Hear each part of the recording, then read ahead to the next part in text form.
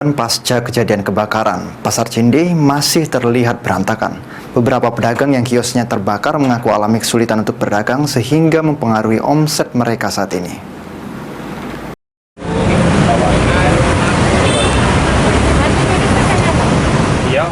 Seperti inilah kondisi Pasar Cinde pasca kebakaran 1 bulan lalu.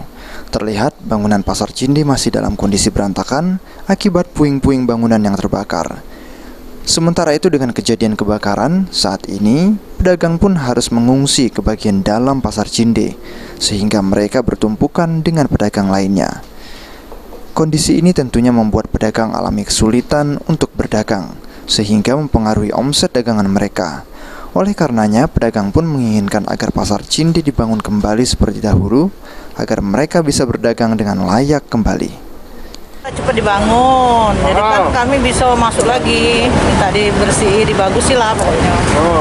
Kita inginnya dibangun, dirapikan atau hanya bubuk-bubuk sementara? Ya kalau bisa di atasnya pokoknya dirapi kayak kemarin itu. Nah bawahnya tuh kalau bisa dibikin tempat biar aman, nggak banjir gitu.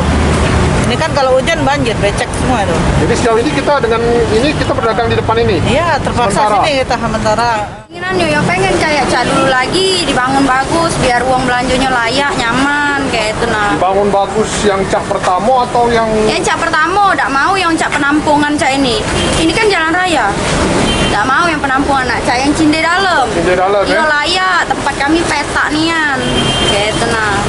Setelah kejadian kebakaran ini, apakah ada penurunan dah omset kita? Jauh merosot. Biasanya Natal nak deket tahun baru cat ini deres gitu kemplang. Sementara itu, menurut Ketua Ikatan Pedagang Pasar Indonesia Sumatera Selatan, dalam waktu dekat, lapak pedagang Pasar Cinde yang terbakar akan kembali dibangun sementara melalui bantuan Gubernur Sumsel. Pada tahun depan, Pasar Cinde akan kembali dibangun oleh Pemprov Sumsel.